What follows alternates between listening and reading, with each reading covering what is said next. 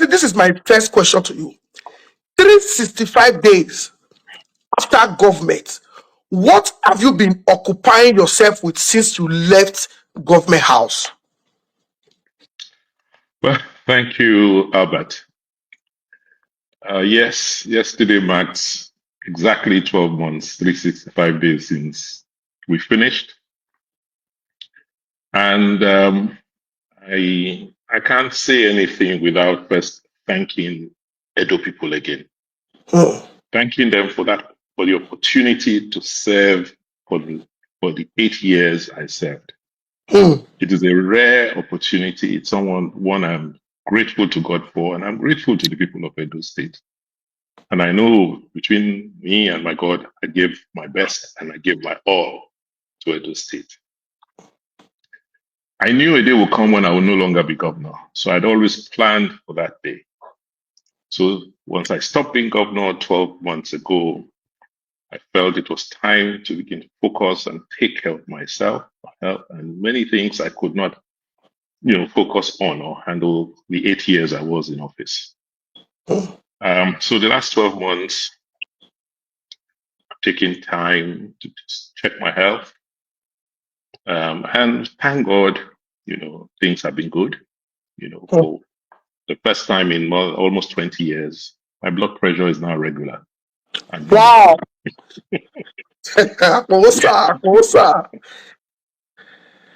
I also took time, as I told you, I got a fellowship in Oxford University, the Rhodes Trust, and the Harris Manchester College gave me a fellowship that just gave me an opportunity to sit back and just reflect on my time in office and to just unwind and prepare myself for life after office. Yes.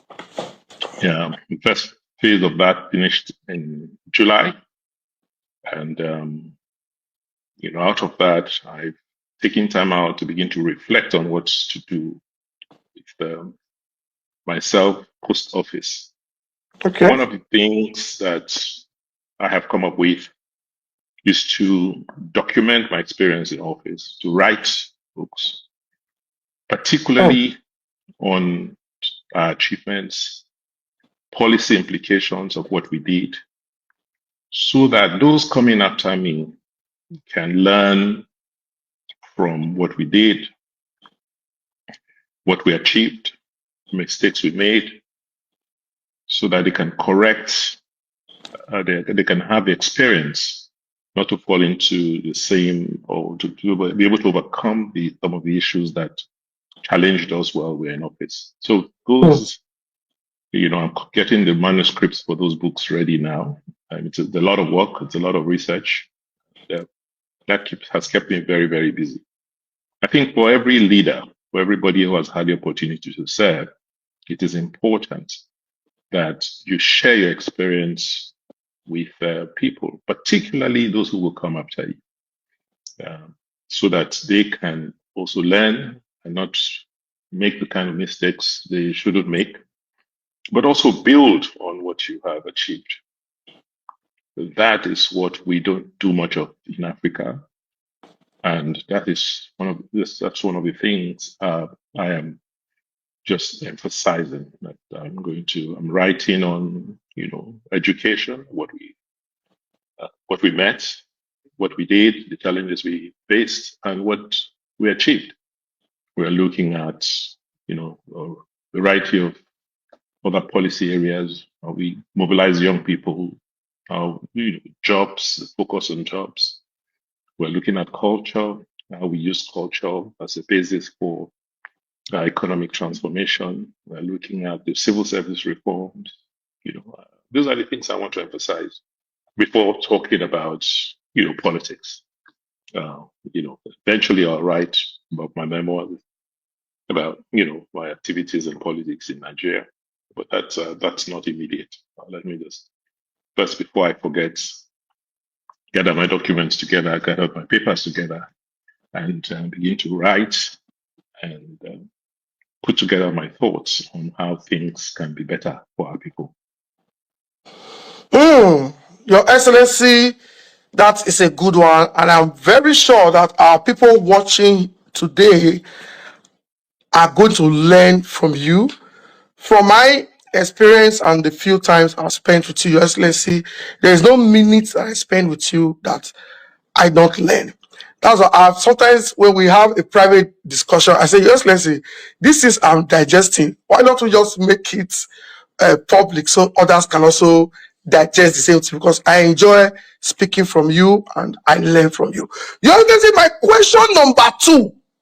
It appears that all the new government in Edo has done in the last 1 year, Your Excellency, you are a politician, a technocrat, you can't talk politician. So I want you to respond to this question. I beg. It appears all that the new government in Edo has done in the last 1 year is to talk about you and your time in office. They talk about you in the morning, afternoon, evening, Obaseki, Obaseki, Obaseki, Obaseki.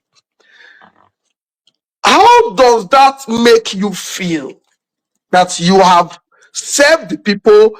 It is as if you are still in Usadebe because newspapers, Obaseki, ITV, EBS, everywhere, Obaseki, streets, Obaseki. How does that make you feel, sir? Well, before I answer that question, I will say that, sometimes you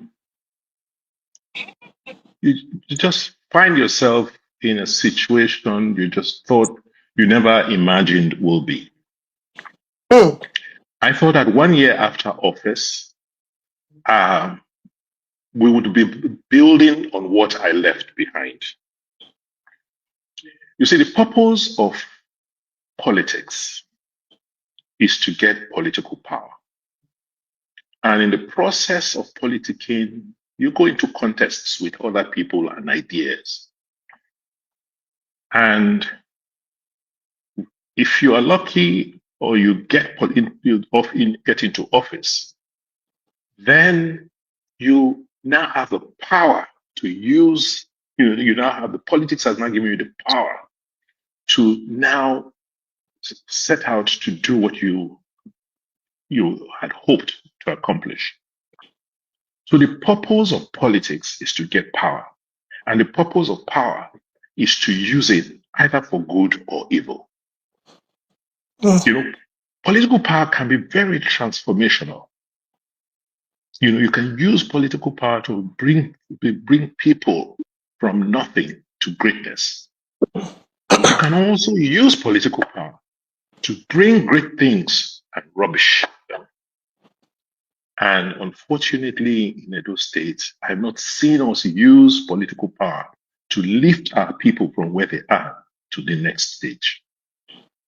I'm not sure what they're doing, but what I've heard and what I've seen in the last 1 year hasn't been what I had hoped for.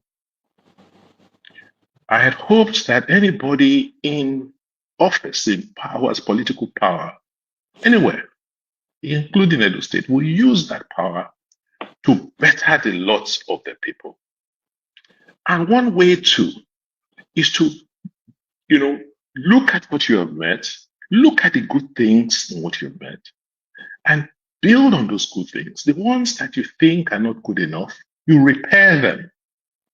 Because the whole goal is to make progress, is to move forward. When I got into office as governor, I looked around Edo State. I saw projects, which Governor Gomodia could not complete. I saw things which Governor Ali had initiated and he could not. I saw projects that Governor Benedion had worked on.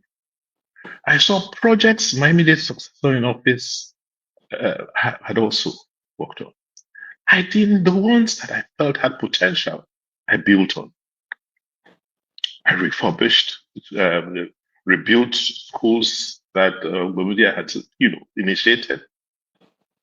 I looked at the plans Ali left behind. So, and all of this helped us make progress.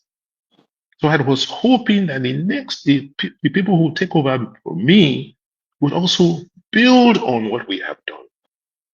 And whether you like it or not, it is just not possible for a government, for everything you've done as a government to be bad. Hmm? Take education, for instance. You know, when we came into office, we had our priorities. We said 6 key priorities, 6 key pillars, which we focused on for 8 years. And whatever you have to say, just look at independent comment, independent analysis, not within Edo, outside, internationally. Our education reform of our public education system, our basic education system, is highly rated globally. I would have expected that the next administration will build on it, not destroy it. Because in any case, what is the purpose of government? What is the purpose of politics? What is the purpose of governance? Is it not people? Is it not about the people? In a state, a country where the majority of people are young people, should the emphasis not be on them, on how to give them a better life? The issue of the government, how government runs, the public service, civil service, we did our best to see how we can get it started again. Archive records, retrain civil servants, computerize the operations. I mean, something to build on. Why? It helps anybody. It should help the people in government. It shouldn't be. You don't play politics with things that can assist you and assist the society. Look at the issue of the physical space. The physical environment. You know what we meant. CDAs, the community. Voice in the community who was, Admirals. Look at what we had to bring some order, mapped the state, introduced DIS, so that you can give people proper title to their land and give, a basis for people to now have assets on which to now build on. Security. And that is where sometimes I just do not understand. Because the main purpose of any government is to secure the lives and property of its citizens. So if government cannot protect you, then what is the basis of having that government? We did a lot of work because Edo is peculiar because of the location of Edo. We are like a junction state. People must pass through. It's a very difficult place to secure. We made a lot of investments. We got support from our people, from communities, and we were able to reduce significantly the incidence of insecurity in our state. We built a new architecture, worked with the federal security agencies, built command and control centers, introduced technology to track crime.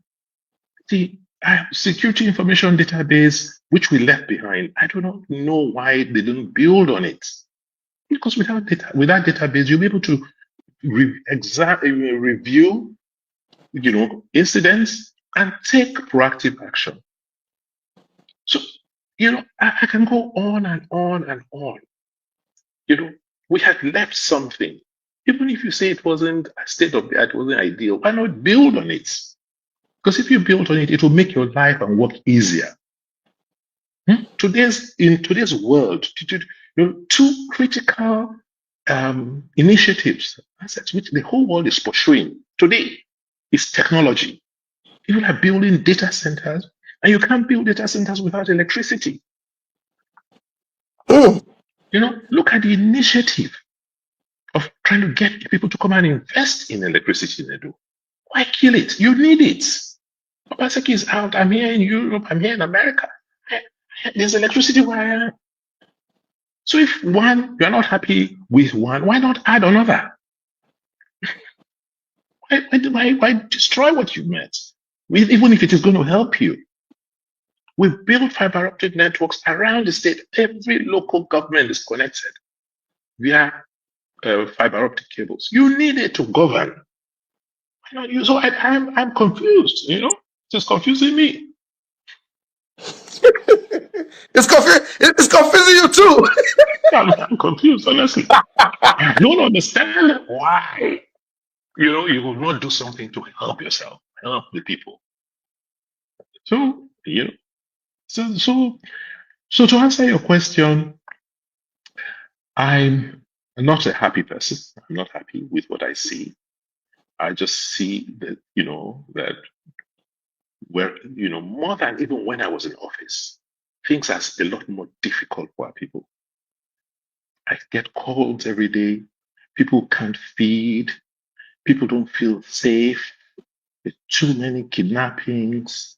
And, I thought we had gone through some of these challenges before and we have put in place, what can be done. And I would hope that people coming after us will read and learn from some of the things we've done to just reduce the pain on our people.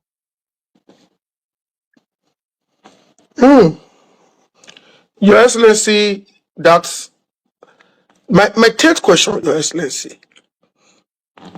Because recently I was having an interaction with you, I think in Torino. I asked you this question. I said, Your Excellency,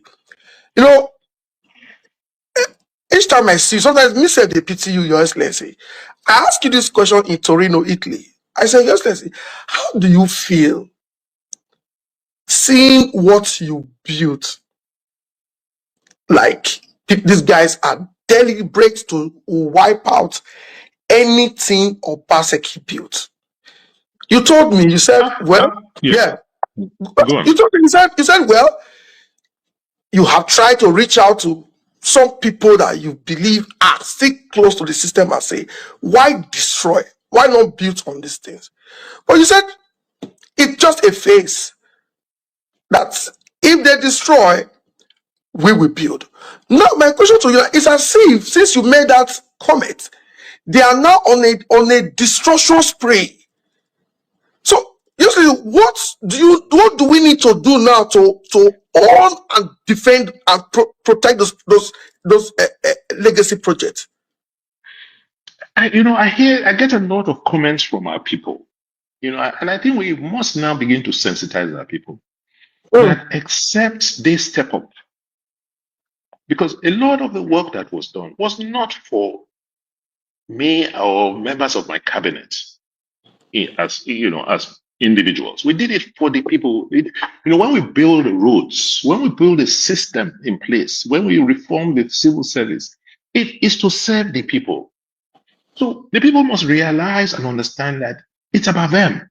And anybody who is in charge must work for them.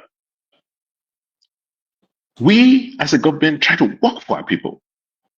So except the people think and believe that what is going on now is okay, then they can accept it. But if they feel it's not okay, then they should fight back. Because it's their money. These people should ask questions and fight back. How can you just look at how much has been allocated, they received in terms of allocation this year? It's more than double what we used to get. So you ask them, how much? What are you using this money for? When you spend money just buying only vehicles, for what purpose? How does that educate our children? How does that make our healthcare system better? The people must ask questions and fight back. Because if they don't, they will be the ones that will suffer the most at the end of the day. It's about the people. So if people don't fight, you won't encourage those who want to come and help in future. Thank you very much. Ladies and gentlemen, on YouTube, we are streaming live on YouTube and on Facebook, and we have almost 3,000 people watching. Please, some of you have been mounting serious pressure on me to bring the former governor to address you. And like I said to one of my friends, I said maybe we appeal to Heshi today maybe to make this life interaction maybe quarterly or once in 6 months, twice a year, because the people are hungry to continue to hear from you. So, ladies and gentlemen, we have almost 3,500 people watching. Please, let's take these views to 5,000 people watching, please, because the issues in Edo today, Edo has become something that we never envisaged. In fact, anywhere I go now, sometimes I want to identify as an Ijoma or an Igbo because anywhere you just mention Edo, they'll say, now get that going to go school. Now get that going to read budget. Now road, we don't if you pass now road go data. We don't if you pass now road go here again. So it's embarrassing. So guys, please hit the share button, share this video. Let's get more people to join. Your Excellency, my third question is this. What is this hoopla about MOA? Like, you brought a lot of legacy projects. Your Excellency, you did a lot, but why MOA? Are we changing Edo now to MOA State? What's this thing about MOA? And who get MOA? I don't want to use English for this one. Who get MOA? Now, Godwin Obaseki get MOA. But you know human beings. Now, as you go do something, as you see something, that's what you expect other people go be. Yes.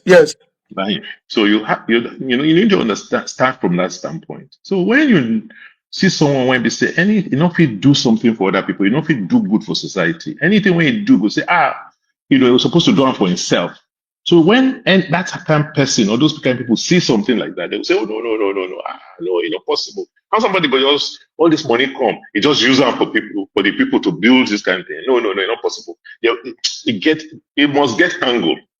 Why it will get reason why they do and wait till we find out what in your own interest be. So that is the starting point. Like I said, government, the purpose of government is to serve people, is to deliver what you call public goods, not private. Because the money you are using belongs to the people. It is wrong. It's a wrong notion that you come into government to just make money for yourself or for your family, for a few friends. That was the challenge I had in my 8 years to try and explain that to people, whether they are political friends, family, foes, to say, look, the money here is not even enough. We have too many challenges, and this money should be used to begin to address our problems so we can make progress, so that we can grow this economy, so that more people can be lifted out of poverty. Because if you chop the yam seed, there will be no harvest. So when people in government do not understand that, whether it is federal, state, or local government, and the money that comes there is for you to use to improve the lots of your people. Until that culture changes, people will not understand, we will not be able to make the kind of progress we need to make.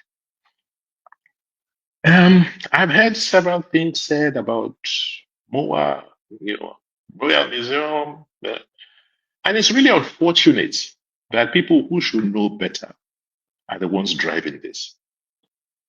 What I see today is a combination of hatred, envy, particularly from my predecessor in office, and almost ignorance and incapacity from my successor. Otherwise, it is this whole thing about MOA is totally unnecessary. Unnecessary. Something that should give us pride is now something of shame to us. When we came in 2017 as part of our 6-point agenda, and go and look at those documents, right? We talked about institutional reforms. We talked about social and economic development. We talked about protecting our environment. We talked about infrastructure. And then we are the only people I can remember who saw culture as a strategic plan for economic development. So from day one, our government saw that we had a unique advantage that we could sell as Edo people, which is our culture. And from that time, we did everything. We had a plan, a strategic plan on how to now make Edo recognized as the cultural hub of West Africa. Mm. That is why in 2017, after I got into office, and we just saw, it's very sad what is going on now. Because the palace, former the Obaidiawa, had a foresight to set up a team that started negotiating, talking about the return of our artifacts. For more than 25 years before I got into office, these conversations were going on. And when I became governor, I asked, why are we not making the progress we're making? The federal government and the palace were the ones at that time. And I said, no, the state government wants to be involved because Abuja is very far away. And the palace, with all due respect, is not a government. They don't have that also. So let us come in and intervene between the palace, and the federal government in these conversations. And we joined. We joined the Benin Dialogue Group, which was a group of curators, curators in Europe who are holding, Benin artifacts. So between 2017 and 2019, we attended the meetings, tried to understand what the issues were, and we started addressing their concerns. I remember specifically in October 2018, I attended in Lisbon a meeting of the Benin Dialogue Group with members of the National Museum and Monuments and representatives of the Palace of the Benin, led by Professor Gregory Akenzwa. And at that meeting, I told them that, okay, fine, if you're concerned about returning these works, can we address those concerns? Oh, what is concern number one? The works are very fragile. They are, we don't want. We're careful. We don't know how you handle them. We say no problem. We will work with you to build facilities at home, to preserve and manage this project the same way you managing these objects. Oh, okay. Who do we return them to when we come? I say, how are you? There's a government. When you took this project, when you stole these artifacts, there was no Nigeria at that time. Now you have Nigeria. So you deal with the Nigerian government. So at no point in time did Edo state government say they wanted artifacts, or I said no. It was just to facilitate the process so that we can get some of these items back and then use them to attract people to our state, to say we have something unique which the world recognizes. So in 2019, and then after that meeting, I said, look, we cannot be discussing these objects in Europe all the time. All of you come to Benin. And by the time you come, we will have got ourselves together. We will please get ready so that you can see how you can cooperate with us. I came back, I reported the meeting to Father Monoba Nedu, and I explained what was going on. And he said, in 2019, the curators all came to Benin. They met in Benin and we showed them the plans and they gave us ideas on what we should do. Unfortunately, 2020, there was COVID. Thank God, COVID, the Black Lives Matter movement that happened during COVID. By 2021, there was this whole mass movement about, things affecting Black people globally. So that encouraged and supported our call for the return of those works. As part of our strategy, we said, look, we have to first create the enabling environment to support art and culture. And you can see what we did. If it's a Wipo Creative Hub, was it not abandoned warehouses of Observer? What did we do with it? Transformed it. The Oba Council Cultural Center was staying idle for years. It had been given to the palace. I said, no, please, let us pay you back and let us bring it so that we can use it to encourage, drama, acting, which it was originally designed for.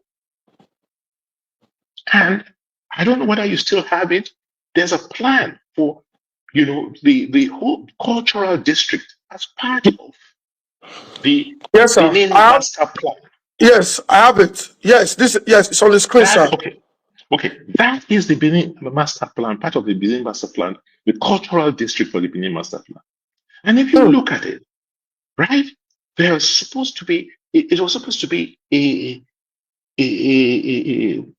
plan that would redefine the city center, right? Yes. Redefine the city center. You had the institute with the Moa Institute. You have the Rainforest Gallery. You have the 1897 Memorial. You have the National Museum. You have the Royal Museum. All of these have been planned for. Yes, you mean the Royal Museum is in this plan? You look at number 2. If you look at it in the legend, number 2 is the Royal Museum. Because Obama at that time told me that he had acquired the land across from the palace, which he wanted to use for that palace, for that museum. And in the 2022 budget, in our annual budgets, we put money to support culture. And I said, well, we're going to, just as we've contributed, if you come up with your good plan to work with government on culture, we will support. That's why we supported BOA, we support the National Museum, we support, any activity that you promote and boost Edo as a cultural hub. You recall, we introduced the whole idea of the Edo Film Festival. Yes. You attracted Nollywood to Edo because as a people, we're very, very creative people. So our culture is just not only about our bronze works, it's about us as a people. And that is what we wanted to show to the world. So with MOA, we were able to show foreign institutions, the British Museum, the Berlin Museum, that we had a capacity, the governance arrangement, that if they worked with us, we will be able to build something that approximates to what they have in their country. And they will have no reason not to trust us to bring some of those items back home to us. And they were quite excited to support us. So I really do not understand why we have all of this, this crisis. It's totally unnecessary. Look at yes. Yeah, go ahead, sir. No. What I heard is very, very shameful of people. You had visitors, people who have never been to Edo before, come in. Edo's like trying to take over the whole issue of art from Lagos. People finish from ArtX and you're supposed to come to Edo. And this is all supposed to be preparatory to what with celebrations over Christmas. Bringing in visitors. And then people hoodlums go and attack them. Why? For what purpose? So even if it is even true that something wrong was done, is that the response? How can you attack visitors on your land? In today's age, People still behave like that. Edo people, I know, it's really sad. Really, really sad. I don't think we understand the damage that has been done to us as a people. It cannot be about Obaseki. It cannot be about Moa. People are in charge of that place. There's a government. How can a government allow this kind of thing happen? President Tinubu is facing major diplomatic challenges. How does this help him? I think we need to retrace our steps. We're taking this politics too far.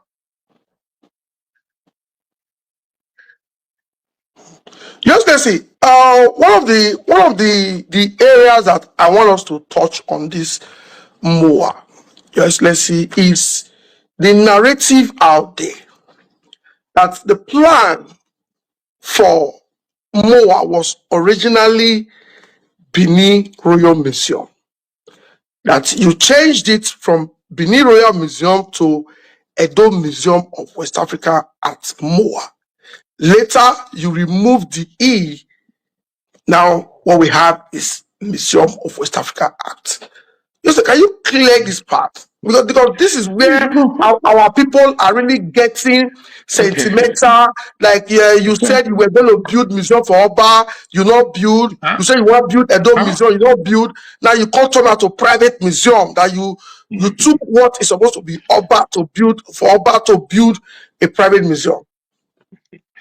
Well, first and foremost, I think it is wrong. Very, very wrong. And the role of Edo State, the government under my watch, was clear. There are certain things we said we would do, and there's a certain way we did the things we said we would do. Building museum is not a priority for the state government. I cannot take money to build schools, to educate children to go and build museum.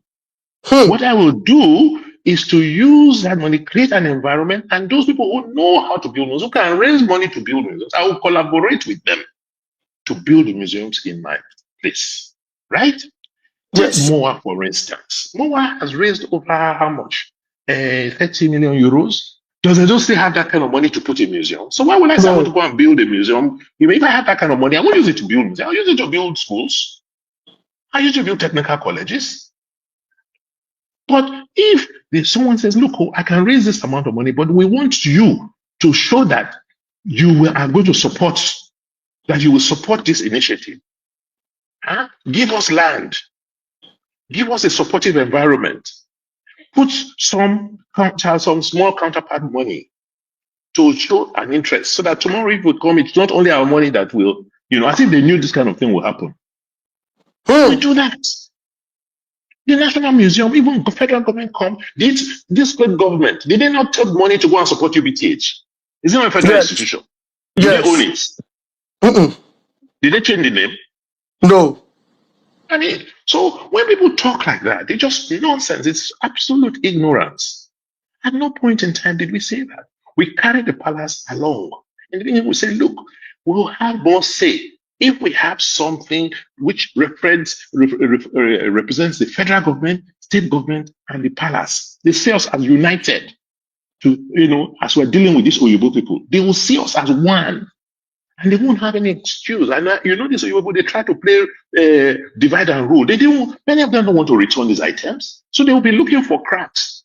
And I knew this. That's why I said, look, let's all come together. Let's set up a trust. Let the National Museum be there, Edo State government, and the palace. That's what we started with. We said, palace, please give us a nominee, give us a trustee. Government will put a trustee. National Museum put a trustee. You foreign museums, bring your trustees. That's what we had. I suggested the Crown Prince, gave him a letter. He took it to his father. His father gave him his blessings, and he became a trustee of the trust. Just please, 1 second, sir. 1 second, sir, because listening to our monarch, the Oba of Benin, he actually lambasted the song, like that. I don't want to get into that. I No, want to I'm tell going you somewhere. what I know. No, the other day, I'm going somewhere. I'm going somewhere, and this part is very, very. You need to clear this part. He said Yes. you brought a letter. That the son was excited. That you brought a letter. That you actually wanted him to sign the letter so you can have the No, artifact. You can. it is not true. That is not a correct narrative. Whoever said that is not true, and I'm not sure the monarch would have said that. Because what happened is, you see, we had to set up a non-charitable trust. When you are dealing with foreigners, they're going to be putting money. They want to see transparency. They want to see, understand, this is donations, but they just want to make sure that they can see through the money they brought in. And say, fine, we will also show them that we are straightforward and open people. So we will join you and set up this trust. And say, okay, when you set up a trust, you have trustees. Yes. Right? It's okay. Federal government, please nominate a trustee. State government, nominate a trustee. Palace, nominate a trustee. You foreign donors, nominate trustees.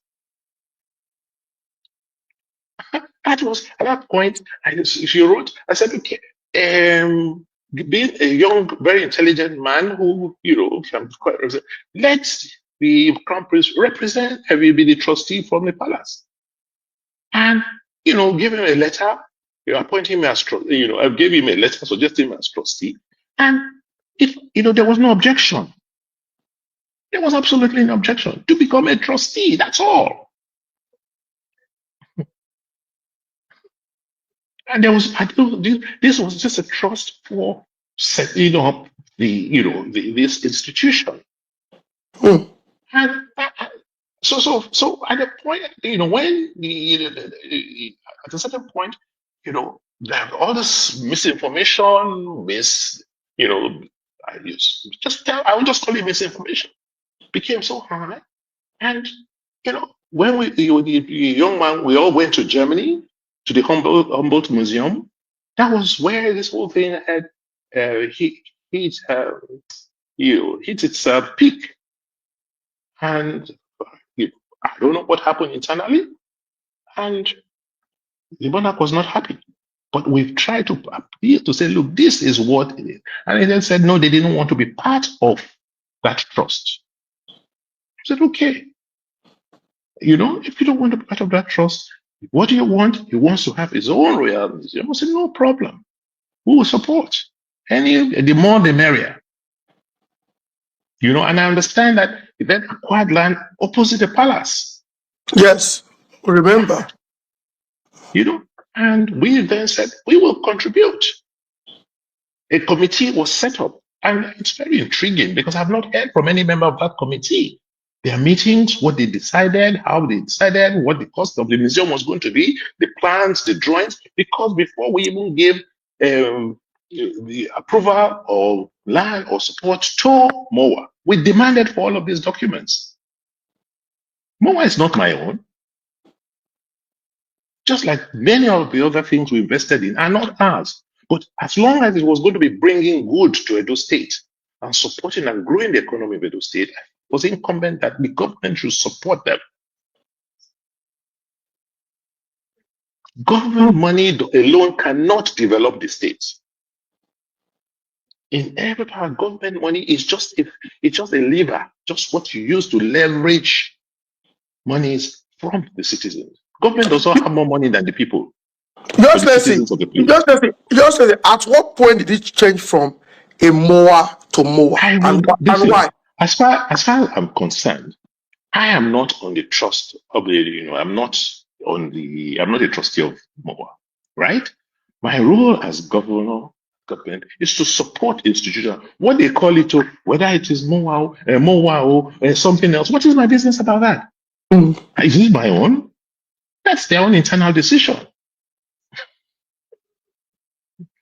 If you say, okay, it is Royal Museum today, or no, it is now Oba Museum tomorrow, what is my own? Whatever you call your big, important thing is the objective. You say this is what you want to do, and we agree with it, and we'll support you.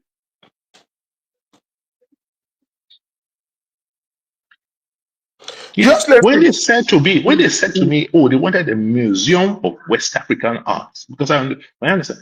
I thought it was great because the Benin Empire was, expanded, it was not only Benin City, it sprawled through to as far as Ghana, to modern day Ghana.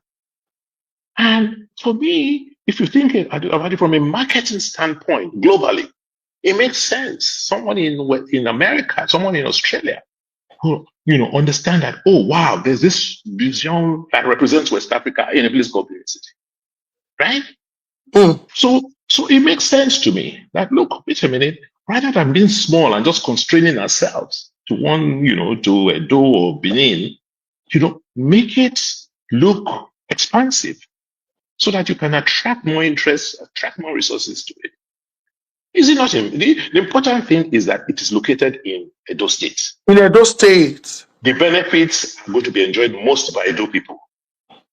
So whether you call it Moa or Moa, what difference does it make? Just let's see. What can you just take us maybe in few minutes the what Edo people stand to gain? Because what these opposition guys are trying to do, I think the only ministry or department the current government is funding in Edo today is communication, social media, to misinform the people. I don't hear much about education, agriculture, health, power. What they just do every day is media and buying of vehicles that they don't need. They are not saying that that our land, the land is worth 11 billion. Hey, our money, not be Edo people get down. Not be Edo people get down. Just let's see. What is the benefit of Edo's, not Benin, Edonia, and the three senatorial districts? What is our benefit in this massive investment? First, that somebody in the world will take almost 30, in fact, going to about $50 million and bring and come and invest in your land. How many people, how many states, how many communities can attract that kind of investment in Nigeria today? With that investment being there, our plan, if you look at the strategic plan, we expect if you as Edo have 500,000 people, just even start 100,000 people every year that just come to say they're coming to come and see this museum, see what is there, participate, and each of them spends 10,000 or 100,000 naira. How much is that? That's huge. They will come. Will they not eat? Yes, sir. Will they bring their food? No. Will they not stay in hotels? Yes, sir. Will they not go around and spend money and buy things? Yes. Just take this event that these hoodlums went to disrupt. I understand that almost every hotel room in Benin City was booked for that event. Right. How much would they have earned for just that weekend alone? All the taxi drivers, Uber drivers, Eagle Street art makers, cafes, restaurants, boutiques. See, so they will need clothes. They will need clothes. See how much that would have come in just one weekend. Then they would have gone, told their friends. See, that is how it would have started building up. So that you don't have another economy that is not dependent on oil allocation from Abuja. At least the money they will come and spend, the tax you will receive, will be local revenue. Do you know how many countries in this world depend on just tourism revenue? Why can this? How does it happen? This is one of the things that could lead to that. We're looking for jobs. When they come in, you have young men and women going around showing people things. Look at the injection into your economy. And that original capital is not even your money. I think we're more than this. We should have advanced beyond where we are now. This is just unbelievable. It's unbelievable that even any Sanado person can open their mouth to justify what happened last weekend. I mean, I'm ashamed. Honestly, thoroughly ashamed. It's not the state I left behind. Oh, yes, Essie, thank you very much. For me, many people will ask, thank God you are here today. Many people will ask and say, not be small money, the former governor give Abba to make Abba the fight like this. So, Your Excellency, last year I was in Greece. I visited Santorini, I was in Mykonos, and I was in Athens, the Acropolis. Yesterday, why the tour guide was taking us around the Acropolis, showing us places, at some point, I knelt down to pray for the success of Moa. I still have the video. I posted the video some days ago. I prayed in that Acropolis, Athens. I said, God, give us Moa. Just let's see the flight from UK here to Greece. My wife and myself were the only black people, all white. They were so excited to go to Greece. And we bought stuff. People were calling me, buy me something. We shopped, we spent money, we stayed in a hotel. So when I come out every day to fight, to go extra mile, to fight for this MOA, for this tourism, for this thing to work, people don't understand. Last time I was in Rome, we visited tourist centers. So some of our people, they don't travel. What they just do is they grab people's land, build 4 flats, build 2 flats. That's all. They don't travel. Just let's see my next question to you, because we don't know when we are going to get you, sir. Now, sir, we have over 4,000 people watching as live as we're speaking to you now. Over 4,000 people watching.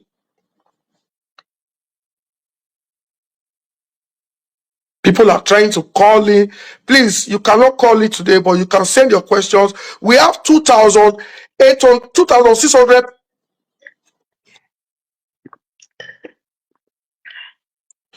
We have 2,600 people watching on Facebook, and we have over 1,500 people watching on YouTube. In total, over 44,000 people watching you live. Just let's see. My next question is,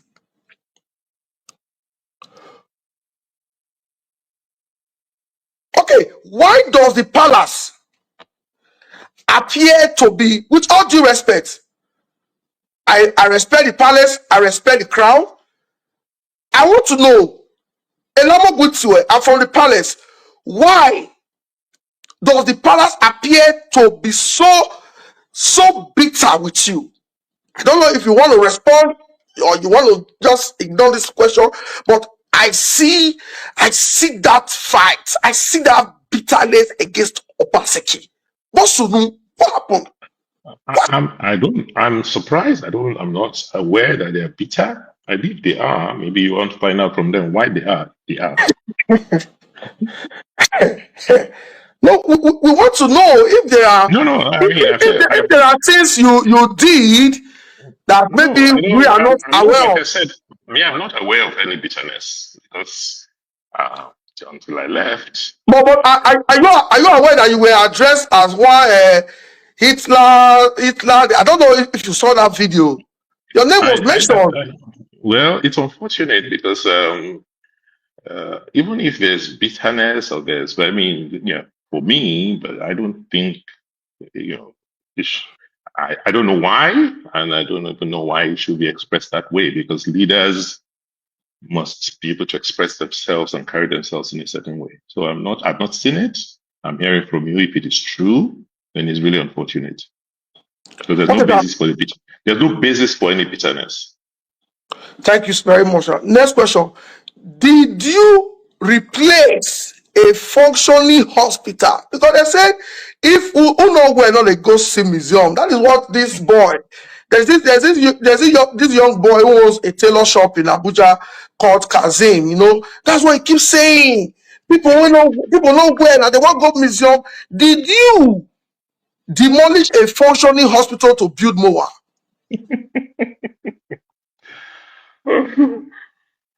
First and foremost, We did not demolish a functioning hospital.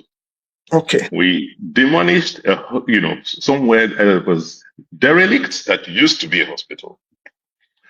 What's the We word? built derelict. That is Understand that derelict. That is the thing has become dysfunctional. It has become.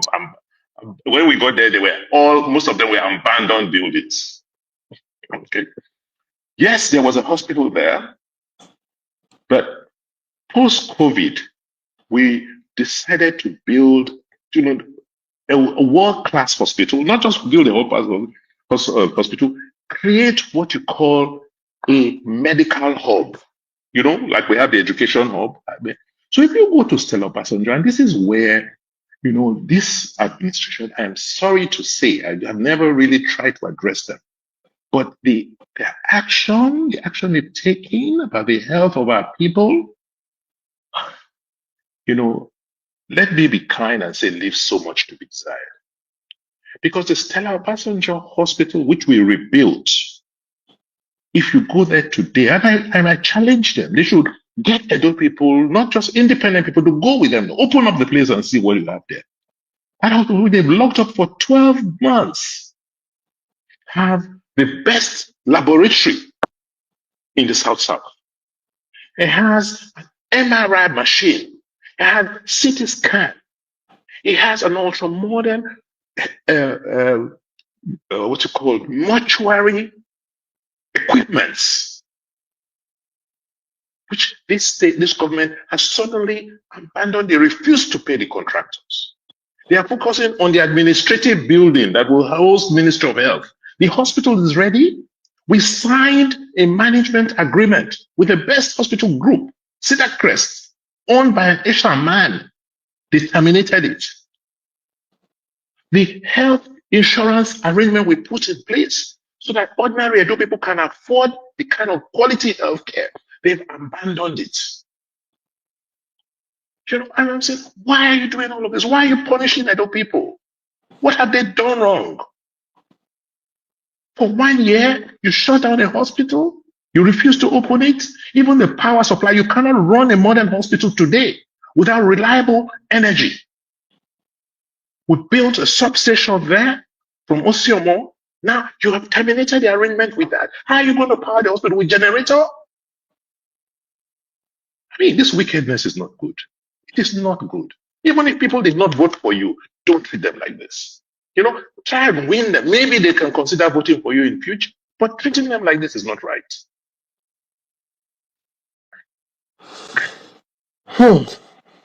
So the issue of saying replacing the hospital it's crazy.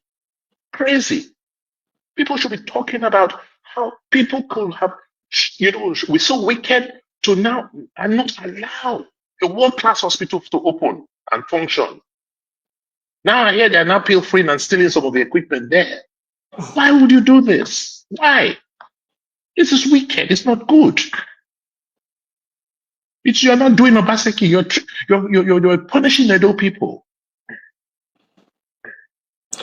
Your Excellency, this question is from a big fan of yours. He called me all the way from Australia. He called me and he insisted, because my plan was to just ask you 6 vital questions, because if we stream for another 4 hours, people will be asking questions, and we have taken 3 questions from the comment section. A fan insisted. He said, Albert, I'm a big fan of Obaseki since 2016, but there is one part of this conversation I'm finding difficult to defend.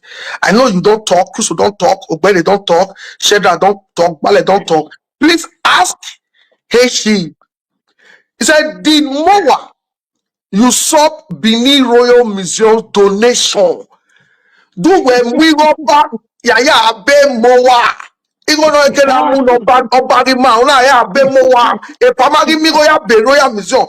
is the meaning of this English.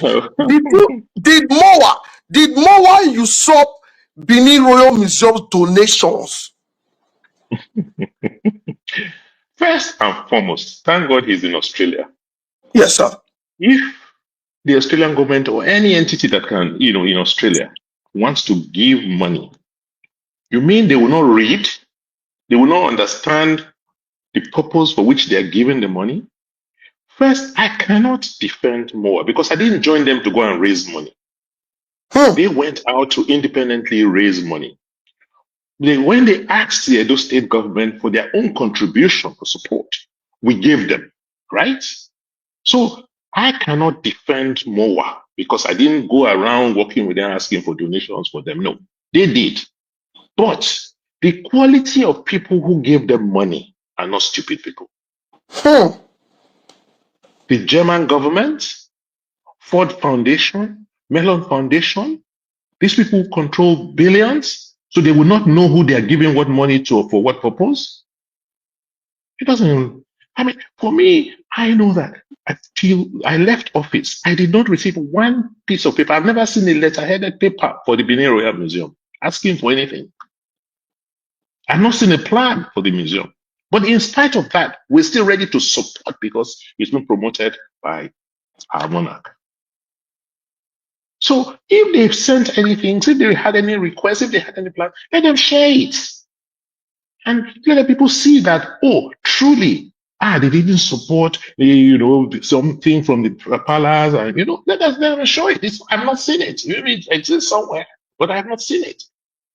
In fact, I've tried to call some members of the Royal Museum Committee to say, show me, give me what you have to. You don't hold meetings. I've not seen anything.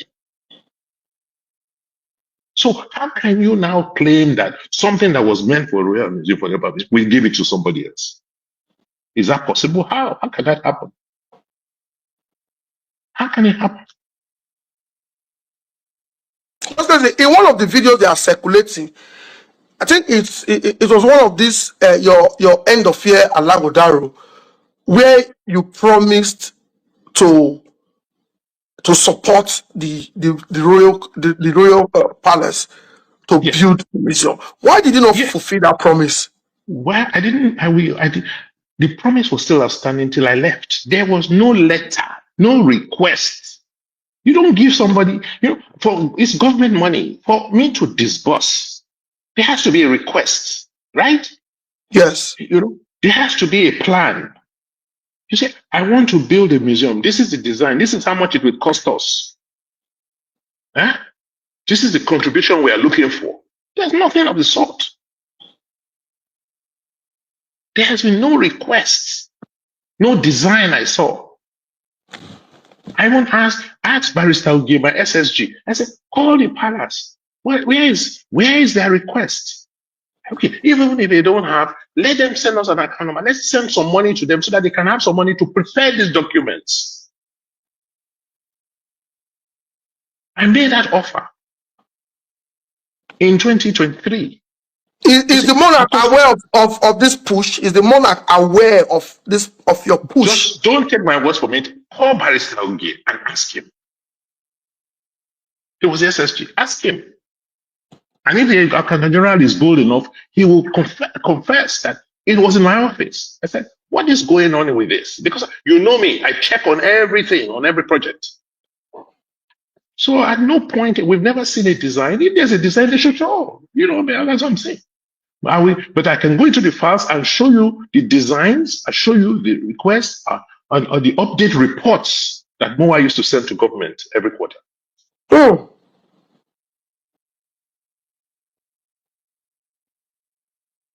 Because when I was in government, I knew that when I leave government, because of the way we run government, that questions will be asked about everything we did. That's why we prepared that 800-page report. 800-page transition report. And I said to the incoming administration, come, let us walk you through this report. And the first meeting, they were asking for sitting allowance. Yes, my team were there. They refused us to stream the. So they refused for us to hand over and to show them what we have done. They were just looking for money and asking for money even before they came into office. I have 3 more questions. In the next 10 minutes, we should be done with this interview. Okay, let me just ask the last question so we round up this MOA, because it's clear. And after today, I won't stress myself to explain this MOA matter again, maybe Mr. Cruz go dey come or in the attendance community are not there, because if anybody ask me about wetin dey happen, I say they carry over money go build, I say please go to my YouTube, the video is there, buy data, go and watch that video. Your Excellency, there is this thing going on now in Edo. You know, you know the two they get time, but with the social media, there is this, I think, little disagreement between our monarch and the Crown Prince Ezeleka. That even Ezeleka had to write a public apology letter, posted it on his Instagram to apologize to the father. And why apologizing to the father? He said the Oba should handle this correct issue with sagacity. People are now saying, Obaseki Owa says on the Morera that you caused issue between father and son, that you are the reason why the Oba is having issues with the son, that you try to divide them with this Moa thing, like trying to work with the son to fight the father. You know, why that conversation? Is there anything you try to do to cause division between the father and our between our crown prince and the monarch? How will that benefit me? Why would I do that? So I'd also caused division between the monarch and his uncle, Professor Gregory Kenzwa, who was the chairman, who was the one that led the Palace Initiative. I don't want to get involved in family matters. Okay. Yes, let's see. That is very, very clear. Okay. Yesterday, do you want to explain other transactions like Radisson, Osiomo, Benin Mall, and Edo Modular Refinery? This is not a small work you do. Like, we can spend the whole day talking about things you brought to Edo. But you know, Osiomo is currently having issues. I don't know how the management of Osiomo are trying to walk around this whole issue, because there's a deliberate plan to crash Osiomo. I don't know if they enjoy our people being in darkness, because business owners, hotel owners have called me. They keep calling me Albert or don't stop talking. In fact, maybe next time we'll be part of the next politics, because for us, we say we'll not be politicians. Now, the actions of very few politicians are now crumbling their business. I don't know if you would like to explain Radisson, Osiomo, Edo Modular Refinery, Benin City Mall. Just touch it small. Please, when they call you again, tell them that they must now begin to speak. Because maybe when more the business owners, people who are affected, those airport taxi drivers who don't have enough businesses, those people who cannot start, they should speak up. And until they speak up and act, they should not blame anybody. Do you understand? A few people can't carry the burden for everybody. The people who are creating this problem, there are a few, you can count them, they are not up to 2,000 or 5,000 of them at most. No, they're not. So I don't see why 5,000 people can create problems for almost 3 or 5 million people. So if those if 100,000 people rise again, today, they will all run away and they will behave properly. So don't cover up for them. Let them speak up for themselves. If you don't have lights, and you must speak up, you must act. You see, because a few people can't carry the burden. Why you, Albert? And look at the threats. They keep threatening you as if it is your own personal agenda. How much are you making? You're not making money out of this. It's because you just care. So you must now get our people to act for themselves. They must stop lamenting and keeping quiet. They must now rise. They must speak up. At the minimum, they should talk. I think what some of them have explained to me, that under your administration, you were open to harsh and constructive criticism. In fact, we didn't even hear much of constructive criticism during your administration, it was so harsh. Obaseki, and you didn't go after anybody. So what they are not saying is that this government is a government of hoodlums. It's a government Yes. of the tigers and the lions. It's a Yes. government of If the politicians that you said no, this money na I'm not gonna let you touch her. Now they are not the one controlling the system, and they are ready to kill anybody to remain how there. So many they say they are scared. how many can they kill? Now you will be scared and you will die in fear. How many can they kill? How many? So people should just learn to be bold. I tamed these lions and tigers. Where were they when I was in government? Yes. So, and how many are they? How many guns do they have? So people should just learn to take the responsibility for their lives, the future of their families in their hands. Nobody will do it for you. In all the countries where you've had change, the people have had to come out. So to answer your question, in the case of Osyomo, you people were there in Benin. You knew what we're suffering under BEDC, right? Yes. Where for months on ends, communities will not have light. Yes. And then to connect communities, they were asking them to pay all sorts of ridiculous charges, right? And you remember what I did.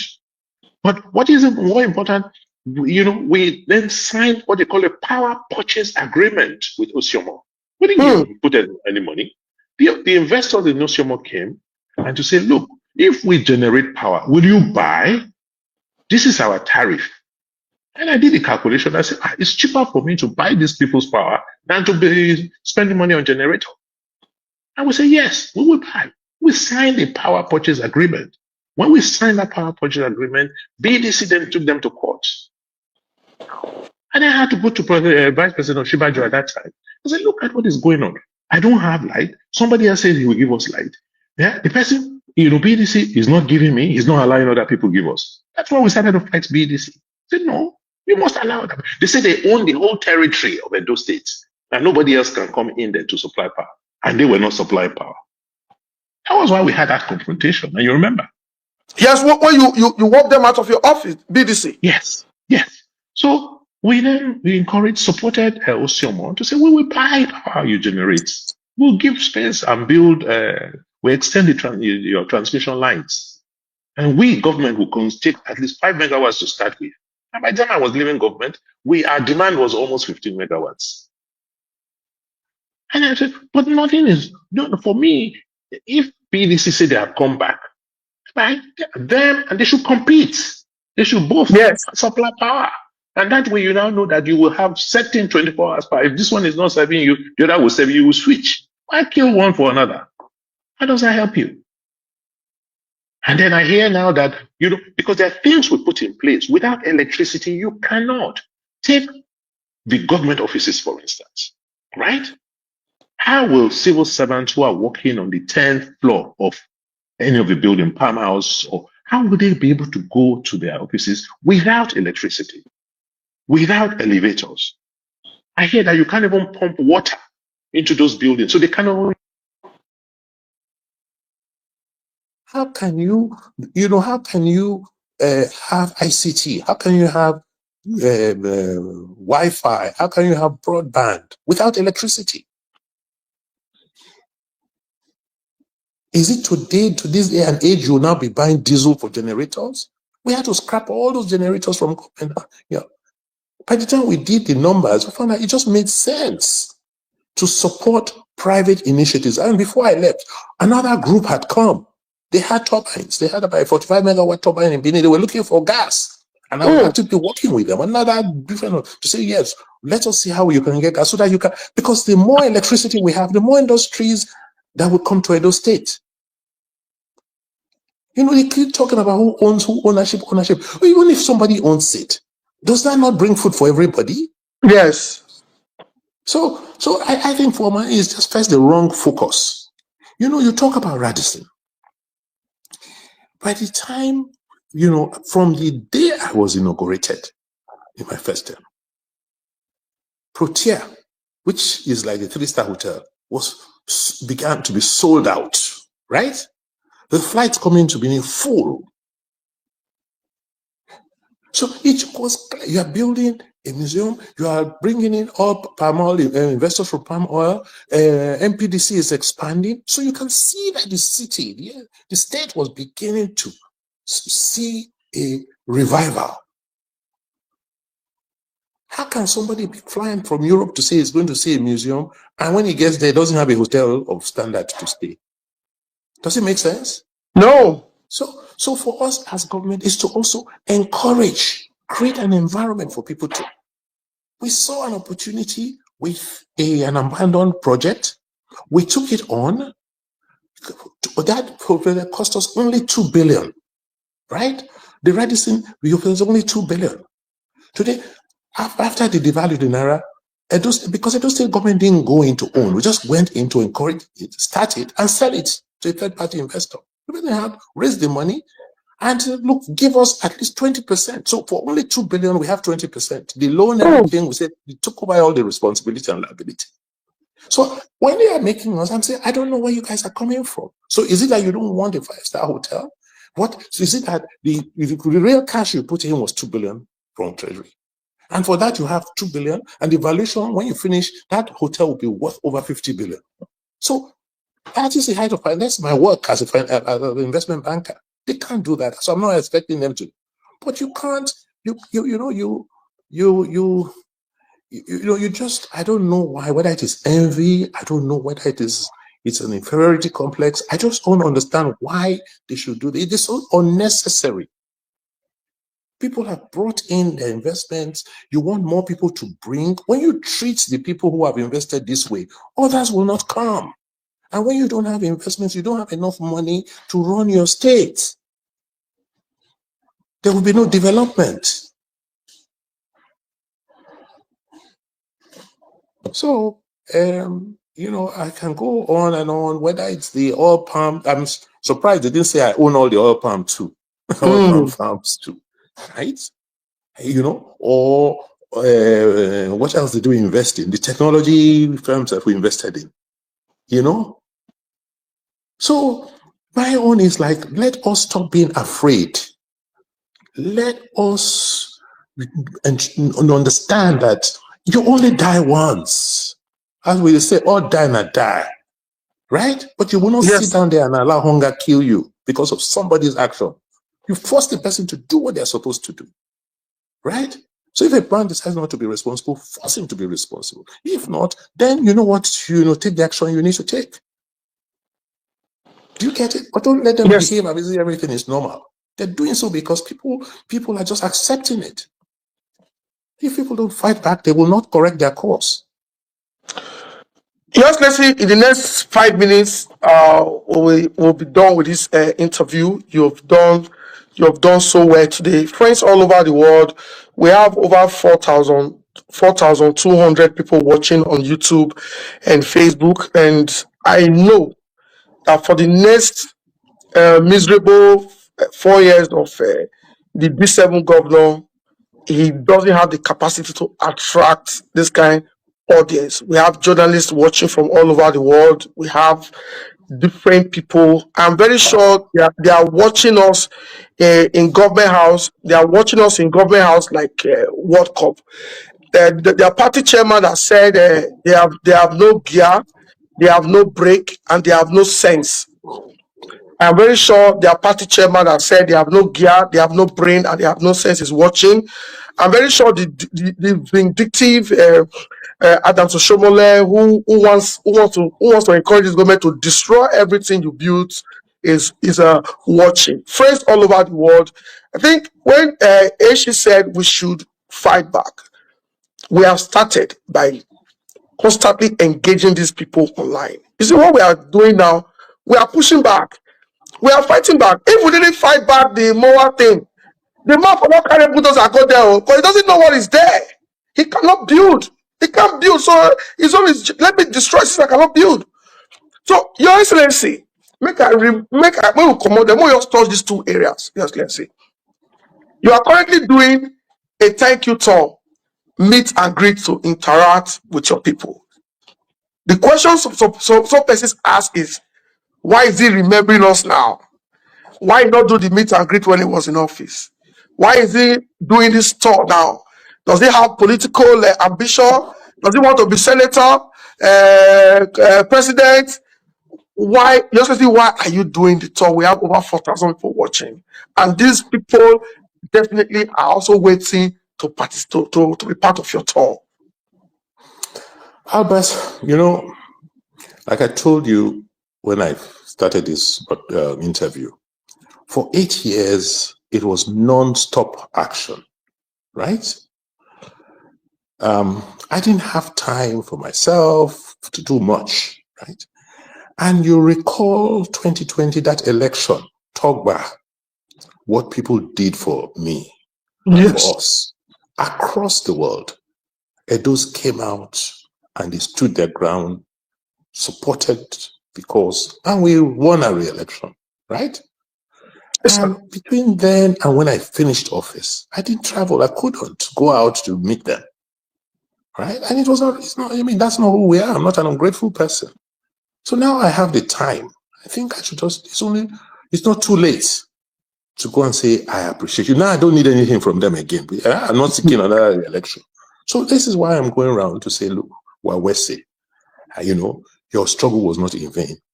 Look at what we achieved. Don't worry about what is going on now. Evil doesn't last. Good times will come again. And also to encourage, when I went to Ireland, I didn't really appreciate how despondent, how discouraged our people had become. Because you see, many of them had started looking at how they will come back home. Yes. Many of them work so hard, and then they are sending money home to build their houses, to build small businesses, because they saw an enabling environment.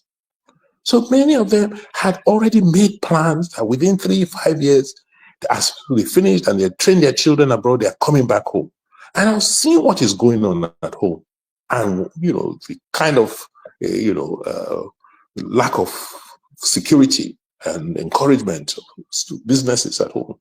They started becoming despondent. One of them said, one told me that, my brother, I don't know what to do again. If I had known, I would not have sent all the money I had here home. Now I've sent all that money home. I don't plan to live here. What do I do? So it was also important for me to go there and encourage them. And they said, this is not the end. This will not last. It cannot last because it's not good. It's only for a while. So don't be discouraged. Let's keep up the spirit and let's, watch what's going on and participate. And then it's not going to be long. It's not going to be long. Change will come. Your other question about, do I have any political ambition? I'm a politician, but I'm not going to contest for Senate. Because I've always said it. I'm not like some people who told me, how can I be governor? I haven't governed 3 senatorial districts. I finish. It's now going to be struggling to represent 1. I mean, God always allows you aspire to something bigger and not only less than where we are at any point in time. So that's not my goal. But the fact that I am not going for Senate does not mean that I will not have the interests of my people at heart. And wherever I have the opportunity, I will not come out to speak for them and serve them. Right. So I haven't had the opportunity to serve, to be governor. I think it's a very unique one. And even if I'm not governor anymore, I should still look, after the interest of our people. Whenever I have the opportunity, I should be able to speak when I see something that is not right. I should also be able to work for anything I see that would benefit our people. Let's see. I've been in the last, I'm using 2 phones. I'm reading comments here on Facebook. I'm reading comments here on YouTube. Let's see. No question here. Your people are just praying for you. They are hailing you. I'm not seeing any question. I'm not seeing any question. I'm really blessed. I'm blessed to have the kind of people we have. They are wishing that you can even come back to say if the House of Assembly can maybe amend the law to say a governor that has served 8 years can still come back again No, to do another 8 years. no. What we should do, Albert, is that look for young men and women like you and support you, encourage you, mentor you to take over. Because I'm sure you guys, some of you can do even better work than I have done. Yes, Leslie. You asked me this question before. You said, we're here. You asked me this question.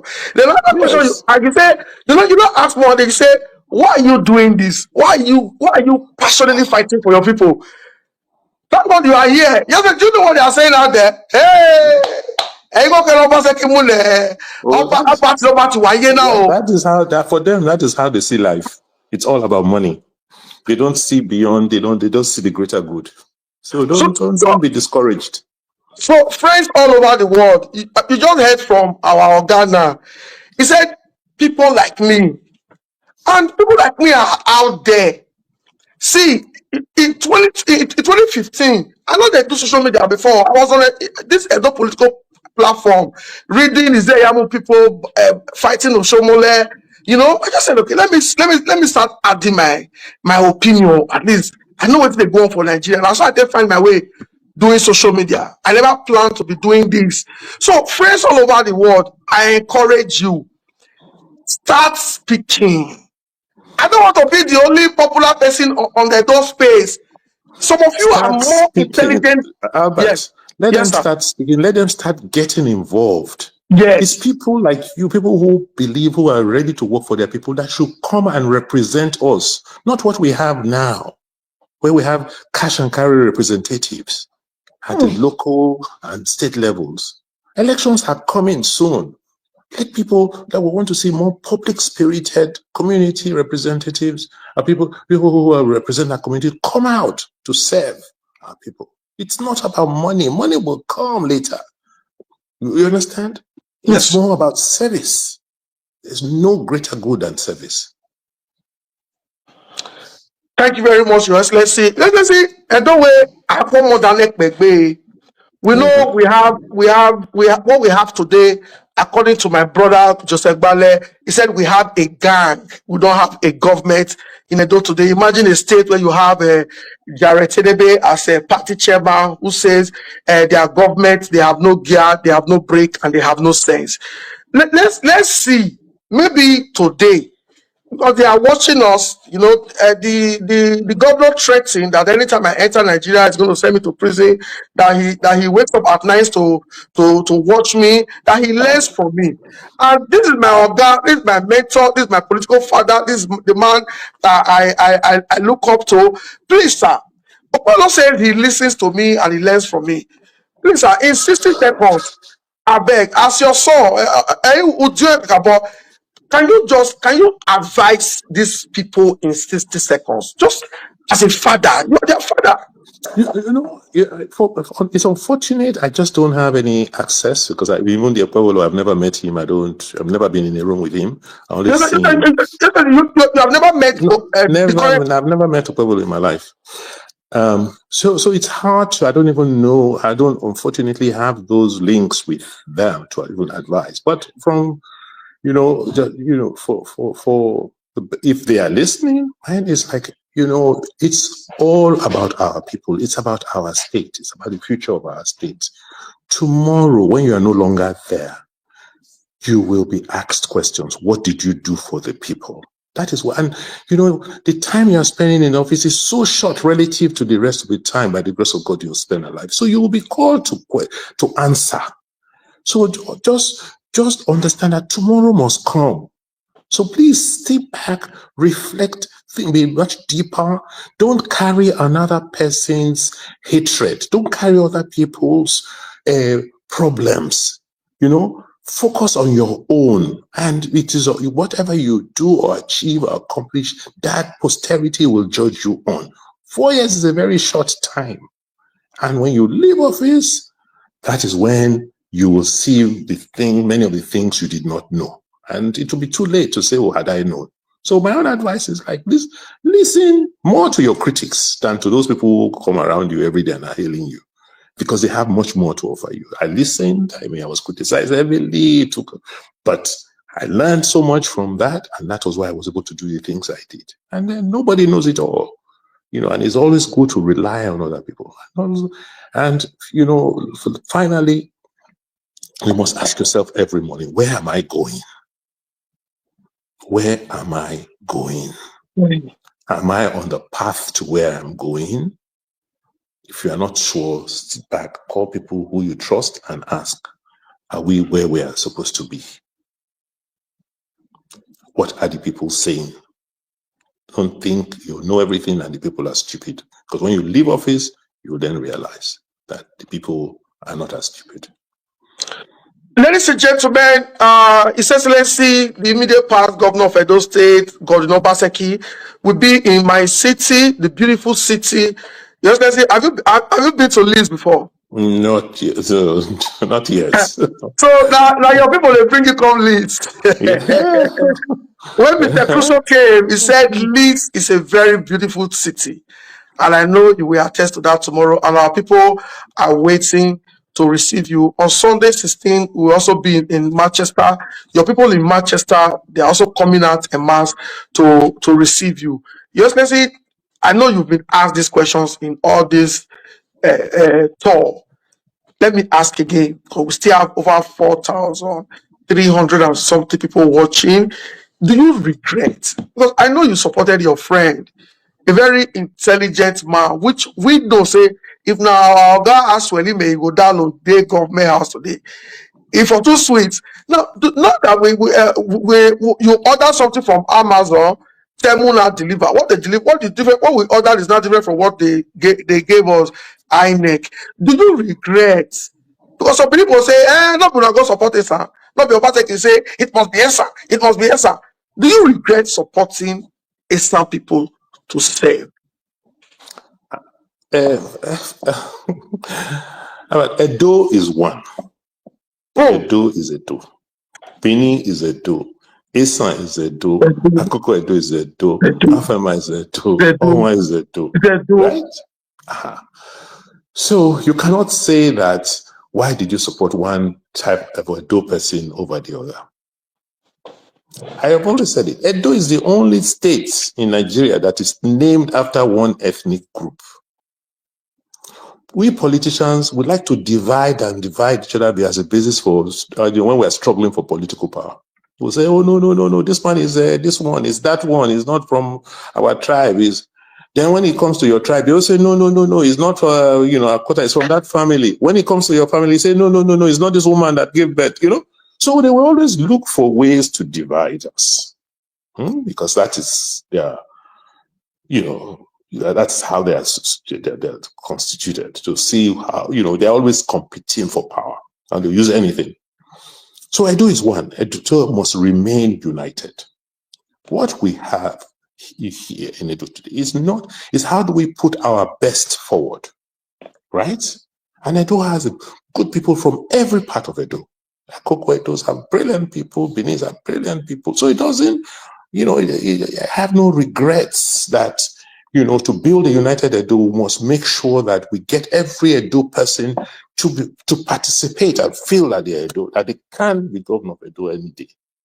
In fact that, like you said, what we ordered is not what we received. No. It should not make us lose faith in ourselves and not make us reduce ourselves to, bickering and unnecessary divisions. Edo is Edo, and there's nothing like Edo. So my final word is like that. We should look towards the future. Today we know. Tomorrow is what we should be more concerned about. We have all learned our lessons. We've seen how certain actions over the last 1 year have brought us to where we are today. The biggest challenge we face, and it's an existential one, is economic growth How do we provide jobs? How do we provide food? How do we provide opportunities, particularly for majority of the people of our state who are young people? It's not going to be easy. It's tough. And politics alone cannot. We must engage with the people. We must engage with the people of Edo State. So I just want to appeal to politicians that at the end of the day, if we just don't want these things to break down, because if we do not, we're not constructive, and we do not, put our energies together and focus on improving the lots of our people, if anything goes wrong, we'll be the ones that will suffer the most.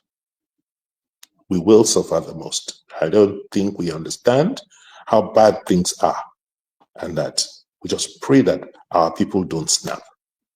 I know what I saw during NSAS as a governor. I do not pray for our people again. Thank you very much, Your Excellency.